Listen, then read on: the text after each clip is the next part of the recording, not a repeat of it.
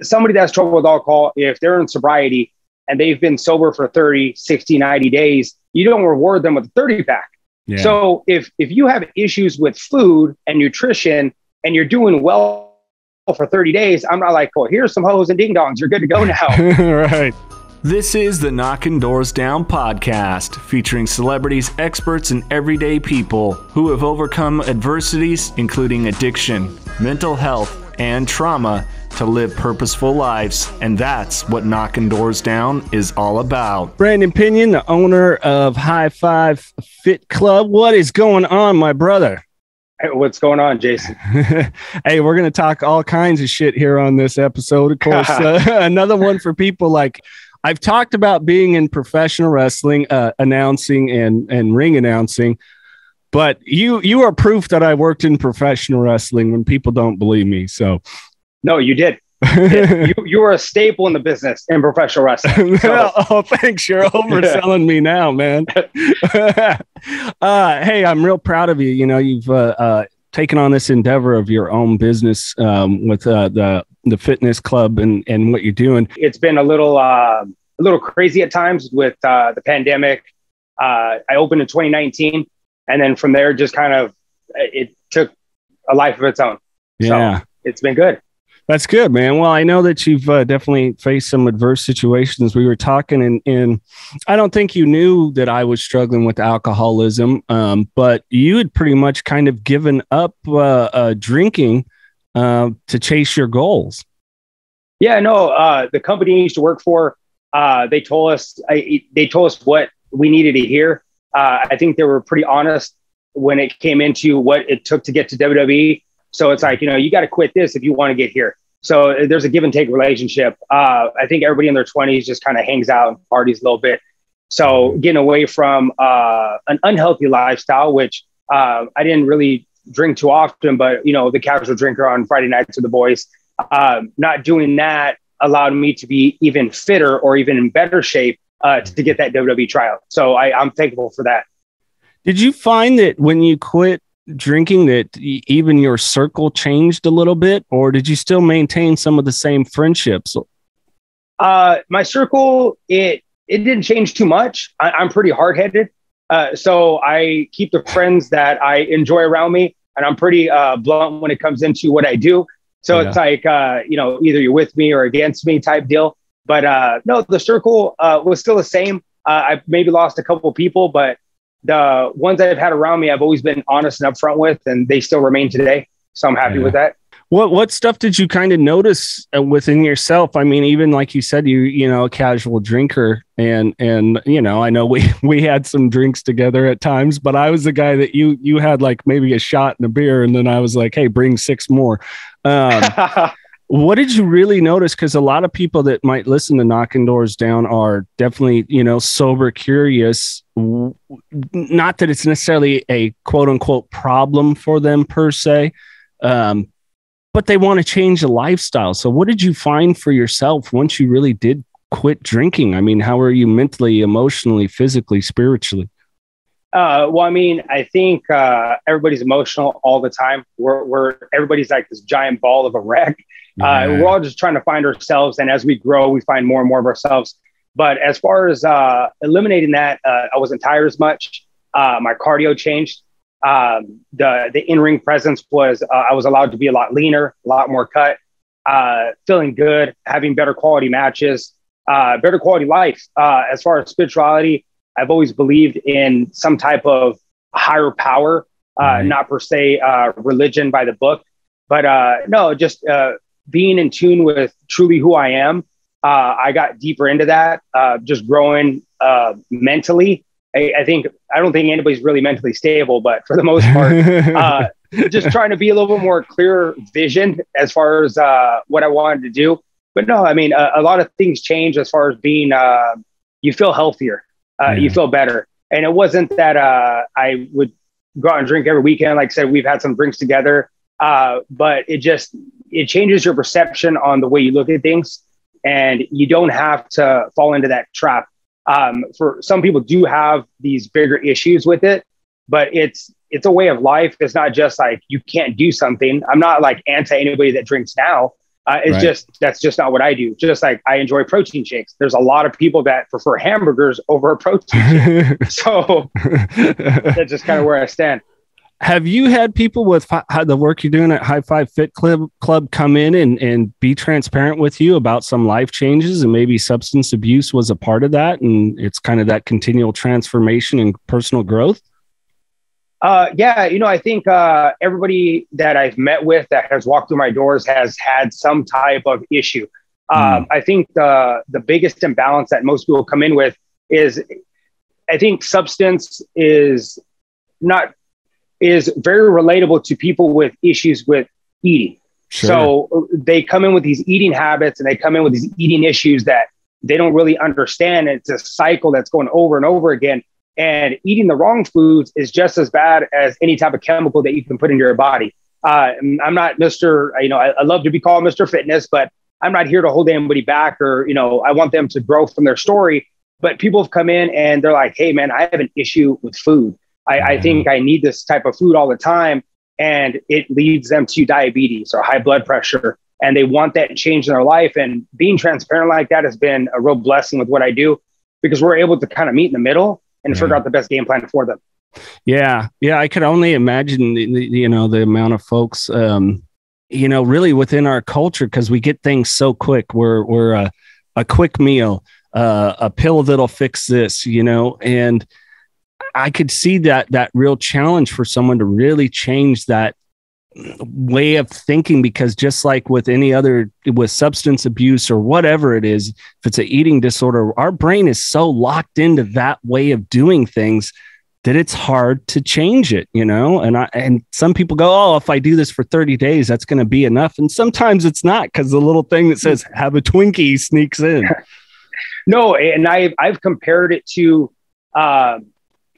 people's eating habits should be taken as serious as somebody with alcoholism. And I've compared it to that. I'm not playing any light on anybody that has trouble with alcohol, because it's somebody that has trouble with alcohol. If they're in sobriety and they've been sober for 30, 60, 90 days, you don't reward them with a 30 pack. Yeah. So if you have issues with food and nutrition and you're doing well for 30 days, I'm not like, well, here's some hoes and ding dongs, you're good to go now. Right. They have to continue that journey to seek the healthiest version of themselves. And it's really very relatable along the same lines. And I've understood that. And people have just as hard of an issue with food, just like somebody that was, that is in their sobriety. Yeah, absolutely. We've definitely talked with people that have had eating disorders here on the Knocking Doors Down podcast. Let's talk about your story, though. It's fascinating that we've known each other as long as we have, but don't know much about each other's histories. But what was Brandon Pinon like growing up? Growing up, single parent family. Dad wasn't around. Technically, he was, but he chose not to be in the picture. Growing up, I walked to the beat of my own drum. I kind of figured out that he wasn't going to be there. Our mom raised me and my brother. She did everything from day one. And the typical Hispanic Mexican family, we were raised by my grandma. She had to hold 2 jobs while she's busy working. My grandma's raising us. We were probably hell to raise. But it's like, because we're outside in the backyard throwing each other through chairs. But it's, growing up it was tough. But I think the version of tough in the 90s as a kid was very important and very impactful for my life, because it was a lot different than I think how kids are growing up now. But it was a good tough, learning how to wash your own clothes, do your own dishes, make sure everything's in order before mom gets home, little things like that. You don't really see it as a kid, but when you get older, you start understanding the things she did for you, so that way you can have the life that you have now. Dad was never in the picture. He gets no credit. I've always said, somebody could be a dad, but it takes a lot to be a father, somebody that's going to actually be in somebody's life. Well, and it's good you point that out about the way that you were raised, because what we're facing with the work that I'm doing outside of Knocking Doors Down or talking with families, and what I'm seeing so often is parents that have a child that is an addict. They're saying, God, I wish I would have made them work harder or work for more things. And I think that's such an important thing to understand. And I try to do it with the best with my kids. They have their lazy moments. I have my lazy moments. We all do.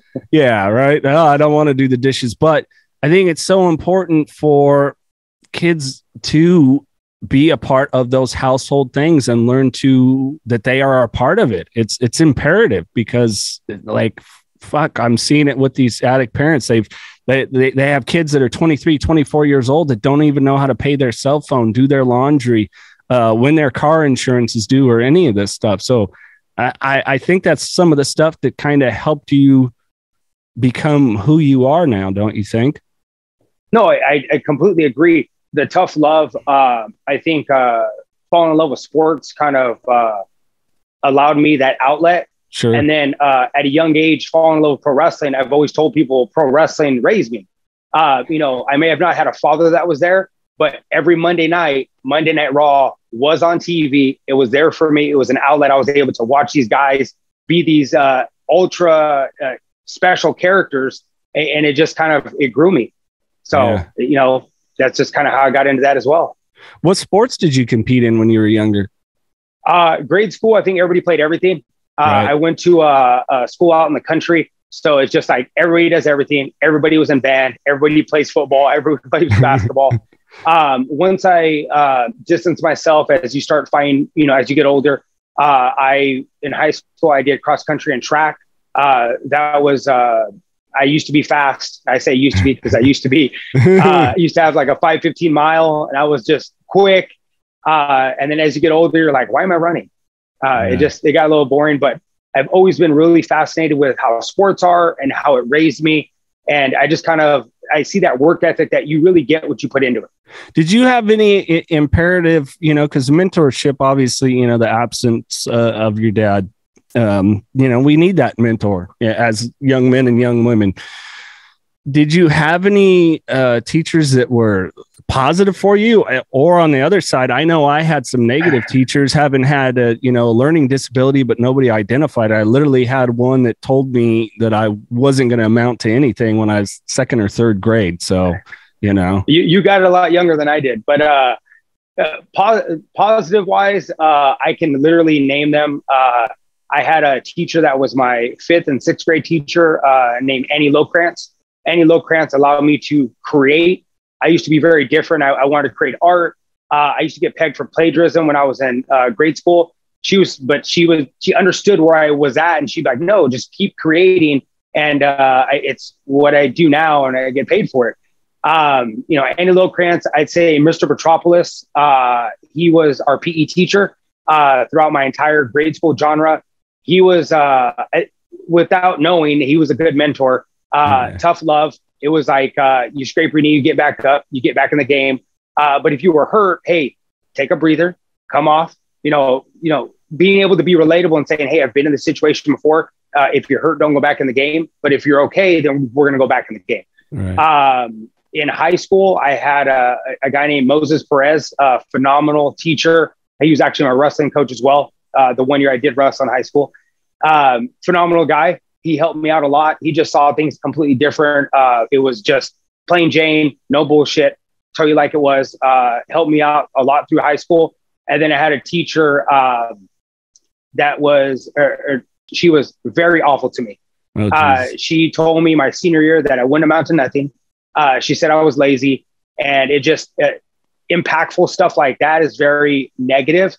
And yeah, it was kind of surreal because I had posted something on social media maybe a month or two ago, and being able to communicate with her, she was fully aware of what she was doing. She apologized, saying, "Oh, I was a young brass teacher. I had a mouth on me. I'm sorry. I didn't think I was offending you. I didn't know, exactly what I was doing." And it was a little surreal. It was a good thing because I felt like I was apologized to, but at the same time, I felt a little let down because she was aware of what she was doing. Yeah. Some people, I think I don't get that. Did that knock you down a peg, or did you kind of take that as fuel to keep going? Because sometimes it's tough, especially depending on what you come from. Because I think if it was, an environment of a kid that's being emotionally, verbally, or whatever abused at whatever way at home, that would knock them down a peg. I know for me, it would. Man, I was that kid that had his head in the clouds, and I was a big dreamer. I had this dream in my mind that I was going to be a pro wrestler. And she caught me at a good time because I was a senior in high school. I was excited to get out of there. I had this whole dream of traveling United States in a van like Mick Foley, trying to get wrestling bookings. So that was my whole vision. So at that time, when she started doing these things in high school, even though we look at it as tough love, this verbal abuse coming from her, it actually fueled me. And I used to, my only rebuttal that I ever said back, I never cussed at her. I never yelled at her. I would just say, I'm going to write about you in my book. I'm going to write about you in my book. And it fueled me. And more recently, I actually started worrying about people that don't have the same type of mentality I did and where they're at today.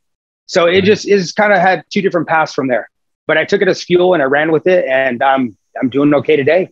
Yeah. Well, we don't want to talk about it too much. Wonder where she is, what she's doing. I'm glad you got some sort of reconciliation, because sometimes we don't get that.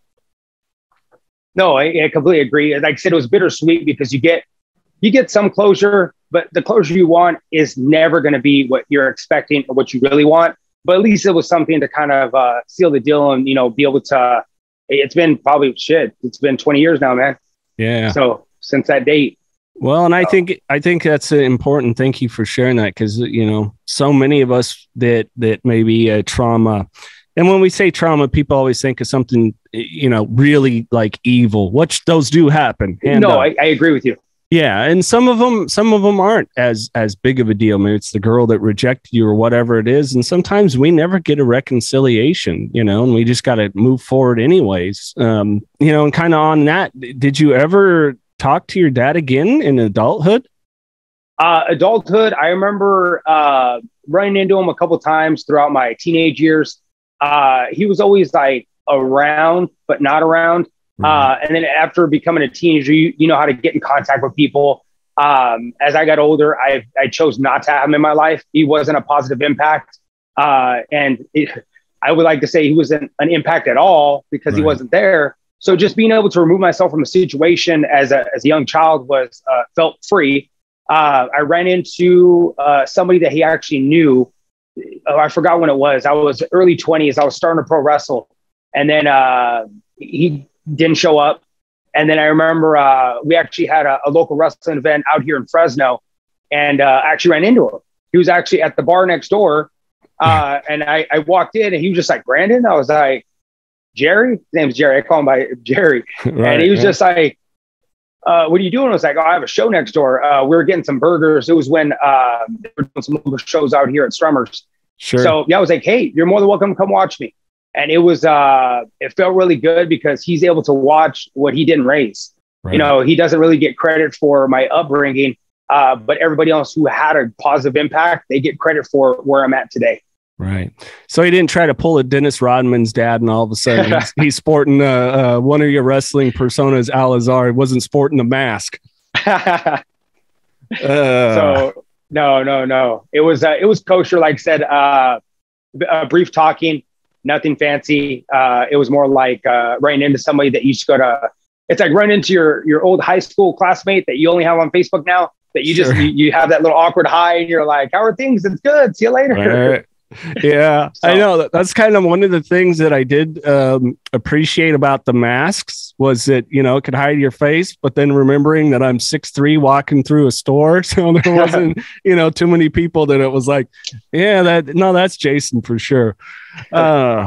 So within wrestling, I mean, obviously, I worked with you maybe 2.5 years, but what were some of those challenges and stuff to continue to go forward? Because people, yes, it is a show, it is entertainment, but they don't realize even the getting in and the training, you endure a lot of punishment mentally for sure. No, you endure a lot of punishment as far as there's always this mental cloud that you're going through. Pro wrestling is it's an individual sport. So pro wrestling, you're really there by yourself. You are surrounded with a locker room full of great people. A lot of people I love to call family, brothers. Yeah. It's got a variety of cast of people, but really, it comes down to you're there doing it for yourself. And it comes down to just a lot of mental toughness. You're hurt, you're beat up, you still have to continue the show. There's, some fine lines between, missing a booking or trying to take a booking, but pro wrestling really beats you up. I walked away from pro wrestling a couple years ago to get my business started. And I actually recently made a miniature comeback. We have some things in the works that I'm going to be able to wrestle again. But walking away at the time I did, I was able to leave on my own 2 feet. I'm healthy. My body feels good. I'm probably the fittest I've ever been in my entire life. So I feel good about everything. That dream you always have that dream as a kid. You should always love what you wanted to do or your first love. I've never sat there saying like, I hate it or I don't want to do it anymore. But there comes an understanding where you have to change direction. There's a way for me to provide a service for people that is able to make an income that's, it's worthy of doing so. And I'm happy with it. I'm really good at it. I see the smile on people's faces that I'm able to change. And I think pro wrestling, how it raised me and went through all that trouble, I'm able to actually show people the functionality of what I've learned. So that way they don't end up injured. They can walk around and be with their families all the time. So wrestling kind of, it trains you mentally, physically. It's hard on you, but you just kind of learn from it. And being that now with what you're doing with High Five Fit Club, some of these people coming in and oftentimes, if someone's not really trained under someone, I'm assuming you have people that, like you said, they're sharing their stories, not only of maybe an eating issues with eating. It could be a disorder, or it could just be the incredibly healthy diet. But what are some of the most touching things that you've seen happen with people? Man, you're trying to get the waterworks going right now. Oh yeah. No, it's so pro wrestling and personal training are like the same thing. 15 years ago, walking into this little hole in the wall wrestling camp, I was being trained under a guy named Mike Rain. Yeah. I'm sure you're familiar with him. Yeah. So Mike Rain, when I first started wrestling, you see everybody in this pedestal, and I haven't taken him off the pedestal, but at times I thought, man, this guy's just like, he's tough on me, or maybe he doesn't like me. Then, working hard to get these bookings and just the way that he trained, 15 years later, I'm able to look at it and be like, man, you know what? Like, he had my best interest at heart. And the tough love came from just being direct and being able to say, hey, you're good at this. You need to work on this. And this is what it takes to get to the next level. And being transparent maybe wasn't something that everybody had. When you have a dream, you hold it so high and you're like, I'm going to make it. I'm going to make it. And then when somebody tells you like, hey, your super kick sucks. Hey, you don't even know how to run into a turnbuckle. You take it a little bit harsh. But the translation to the way fitness works is the exact same way. Having the right trainer in front of you and being able to guide you is what's best, because people need training, and it comes even to training on food. Hey, this is how we're going to start eating now. And you have to understand that people are going to come in and they're going to fall off, and they're going to get back on, and they're going to fall off. But it's about being able to train them how to overcome that and being transparent with them, so that way they can get better at their version of life. Everyone has what they're chasing. And, I'm the guy, like I've said before, that tells you what you don't want to hear. Right. If you wanted to go do something right now and you knew that, hey, Brandon's going to shoot it down, he's going to be like, that's stupid. That's it. You're not going to call me. You're going to call your buddy Jason. That's a great idea. Let's go do it right now, because you want that positive affirmation. And people, that's what they want to hear in fitness. People want to hear what they want to hear, and they don't want to hear the truth. And kind of blending the stories together, not even really thinking about it. When I opened High Five Fit Club, Mike Rain actually, he didn't give it to me. We had a business relationship. The wrestling school that he had going, I took over the wrestling school. I'll be darned. So things changed, and I was looking for a building, and I remember him contacting me and saying, hey, if you need a spot. And I was like, yeah, man. I was like, let's work this out. And we talked, we bartered some stuff out, and Mike Rain gave me the keys to the building, and I was able to get into a building faster than I was with going the long way. He gave me the opportunity of the building. I took over, did a paint job. It looked completely different. And I actually wanted to post those pictures online, because I had pictures of the ring and my gym simultaneous, and they're just two completely different buildings. So I thank him for that.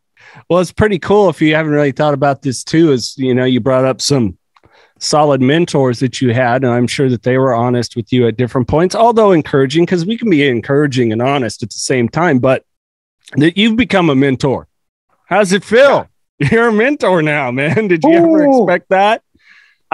No, like touching base on your question, I know I kind of started talking about Mike, but it's like being able to see these people transition has been, it's very overwhelming in a positive way. You meet people that come in and they're like, I have one young lady, she's been with me for about 7.5 years now training, came in at 37, wanted to get in shape, single parent, you know, the whole 9 yards, and just thought, you know, what do I do at 37? Mm-hmm. And she's, you know, 7 years later, she's competing locally. She's down 60 pounds. She looks completely different. She looks younger than when she came in at 37. When she sees this, she's going to yell at me. So it's, but no, being able to see these people's transformations and being able to coach and guide them, it's a blessing. It's a lot of responsibility.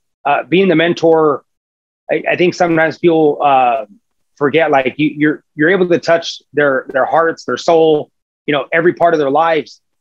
This should be the best hour of their day. I kind of want to put it out there, you know, with people wanting to go through transformation. And that's really what a lot of us do. If we're coming out of into sobriety, it's a transformative period. If we're eating disorder, gambling disorder, I don't care what it is, whatever maybe the addiction, struggle, strife, or things is, what do you think from your biggest takeaway that you could lend to people as far as just keep going? Because we're going to hit we're going to hit bumpy roads. It's just going to happen, but it's about managing that. You know, life is filled with, life's a puzzle. Sure. You're just, you know, I believe life's a puzzle. And as we get older, the puzzle pieces start to fill in and things start to become clearer. And sometimes that picture becomes so clear, and that's when it's too late. So as you're trying to gauge where you're going, the easiest thing to stick with is consistency. You know, one day at a time, one thing at a time. I think that goes with almost anything. The bumpy roads are always going to be there. I don't bullshit anybody out and tell them that, you know, I can't Amazon Prime your body fat off. It's just literally like, you've got to put in the hard work. It takes discipline and eating right, but doesn't mean that it has to be boring or it has to be dull. Sure. You got to take one step at a time, and you just have to start. Everybody wants to do this, I don't know, ritual before they get started with their journey. I'm like, just do it. You got to jump in, you know, 100%, and you just got to be committed to the process. Yeah. And once you fall in love with the process, everything else just kind of comes together. Yeah, I couldn't agree more. You know, a lot of people maybe have talked to me about, well, geez, I get sober. What am I going to do for like fun? Is, you know, like, guys, we don't not have fun. As a matter of fact, we have more fun, and you feel better. You remember it. There's no handcuffs or cop cars involved. You know, somehow you connect with the people you want to, and the people you don't want to, they seem to just kind of go away. So it's like life does get better, like you said, when you take it one day at a time and love the process. No, and I would completely agree. And you were talking about, like, did my circle change?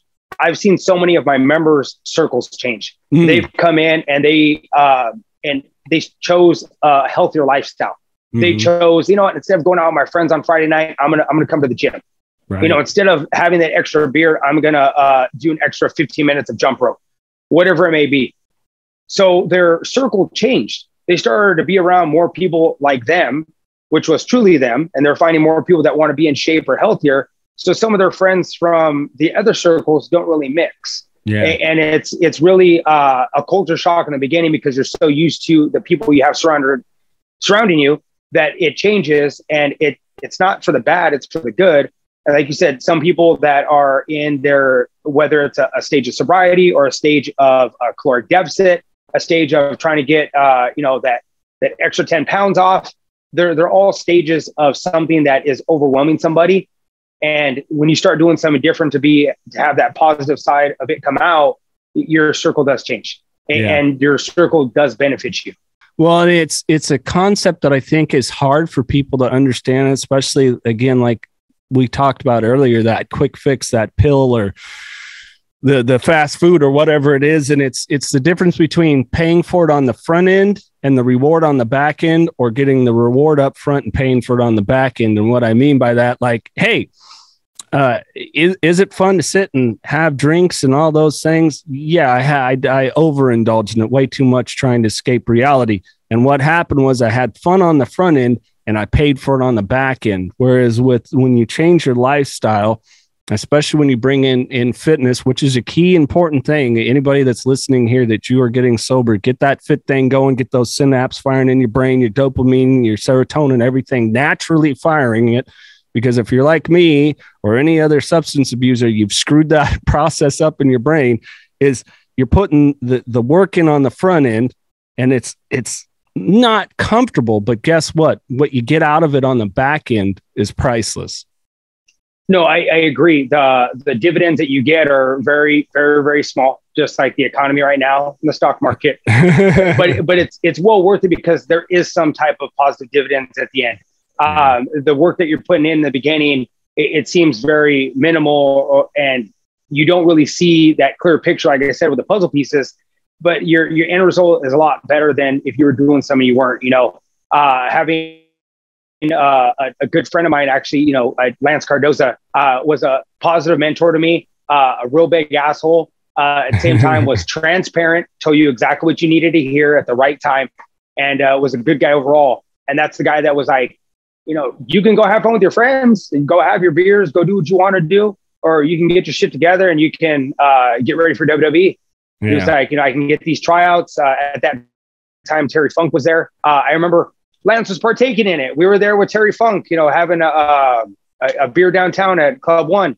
And that's when he was like, this is fun, but you can have more fun if you got in better shape, where WWE started calling, and then they can start figuring out if they want to use you or not.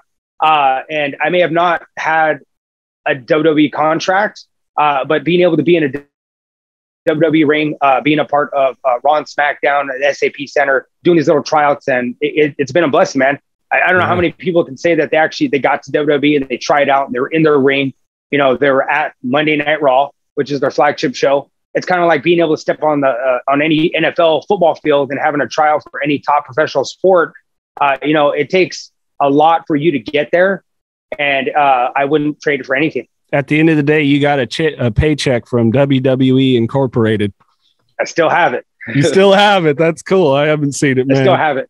That's cool. Well, hey, Brandon, before I leave you with kind of the final thoughts here for people, let's do some fun random questions. All right. All right. They were to make a movie about your story, since you said, putting somebody in your book, who would you want to play you in the movie? So I would have Ben Affleck. Would you? Why? Yeah. That's my go-to guy. He's like the best B-list actor of all time. He's never in the best roles, but he's never in the shitty roles. He's just always there. You think he's a B-list? You don't think he's A-list guy?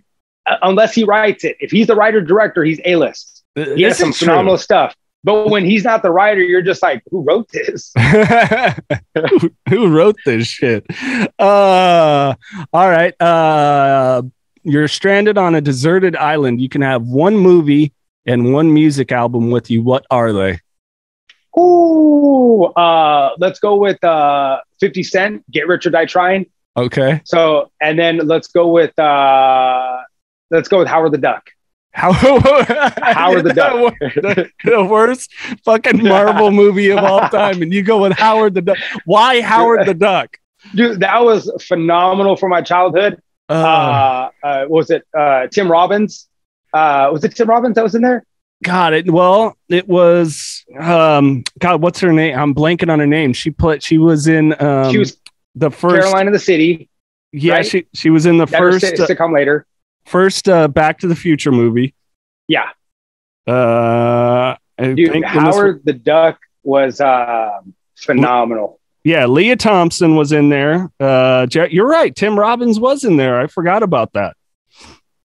And then the crazy Jeffrey Jones who got turned into the bad guy. Yeah. Dude, that was phenomenal. That was not phenomenal, but okay. I'm going to go with Howard the Duck. It's phenomenal. And one of those that you watch it and you like it because it's that bad. Like it's one of those good, bad movies, you know, like I love Purple Rain, but let's be honest, Purple Rain isn't a very good movie. Agreed. And I hate to break it to people. If you really go watch the first Top Gun, it's not a very good movie, but we love it. I hate to break that to everybody. All right. You could have one dream match. You're wrestling against someone. Who would be that person on the opposite side of the ring? Ooh. We're talking tear the house down. Growing up, I think out of everybody throughout the times, things have changed for me. Sure. As I got older, I start looking at different people, but I think I'd be dumb to skip on a chance to wrestle with Shawn Michaels. Growing up, Shawn Michaels was like just the man. He was my idol. Everything he brought to the table, I think we'd, tear the house down. It would just be this slobber knocker, as JR would put it. I agree. That would be badass. I would have to, if I had any wrestling skill whatsoever. Yeah, I kept my ass out of the ring for a reason, people. I'm like $160 soaking wet at 6'3", so I know my place. I would have to agree. Him or Bret Hart. Those are the guys that really just could work a clinic, man. Bret Hart would put you over like no tomorrow. That's right. All right. One last random question. If Brandon Pinon could have one superpower, what would it be and why? Ooh, man. Oh, man. This is tough. I think, I don't know, man. Maybe to be able to eat whatever I want and not feel the effects of what I eat. Anyway, right. I think in the I think what people forget is that even though I'm their trainer, mentor, fitness professional, I'm human too. I deal with the same struggles in different realms, and I've chosen this healthy lifestyle, which at times I don't want to eat always healthy. So sometimes if I can have a little bit more of I love Oreos. I can have Oreos and some milk, and not gain any weight, I'd be happy, man. Right, that'd be it. Right. Who are some of the coolest guests that have come through the doors of High Five Fit Club? Oh, man. We've had our network kind of boomed back in 2020 during the pandemic. We had a lot of support. I created a t-shirt that said lift more, hate less. So I wouldn't say exactly they've come through the doors, but if we've connected online and been able to have a conversation, then I consider you a part of High Five Fit Club. Mm-hmm. We've had some phenomenal CrossFit athletes to some high networking people that have been really phenomenal. I have had owners of the brand I take, FNX, reach out and commend me for what I did. Being able to talk to his name's Adrian Conway, phenomenal guy, has a phenomenal brand. I really support what he does because they're just transparent and they're real human beings just like me and you. Well, and I think you had my childhood friend, Dave Castro, come through as well, right? CrossFit Games. Oh, yeah. He was, he was at one of the local events we did, which was pretty cool. It was honestly, man, like being a coach and seeing him there, I was like, oh, it's Dave Castro. Oh, it's Dave Castro. So he showed up at the end of our competition, which I'm glad he did. So nothing got changed or nothing ended up crazier. But being able to have a little conversation with him was good. Yeah. Didn't even really talk about business other than, kind of what he was doing. But no, people like that are phenomenal to meet and run into. And it's been a blessing, man. Well, Brandon, if people want to find out more about what you're doing, how can they find you? If they'd like to, they can actually go to H5 Limited on Instagram. Spelled exactly like that, or go on to high5fitclub.com. Our website, it has a little portal there to reach out to us, send us an email and we'll get in touch with you. And if you're local, come on in for a class. Yeah. Well, and you guys just received some awards too there locally as well, right? Oh yeah. So we just received an award for being the best alternative fitness gym and the best alternative fitness classes in Central California. So right on, it's awesome, man. I appreciate it. Heck yeah, I love it. All right, Brandon, you got to leave us with the final words. If there's people out there that they're struggling in any way, shape, or form from your life experience, what kind of advice could you lend to them? Honestly, take it day by day. hour by hour. Just stay positive. Right now is the time just to focus on you. There's somebody out there that believes in you. Reach out, to anybody. Somebody will listen to your story and you'll connect with someone. But yeah, just stay positive.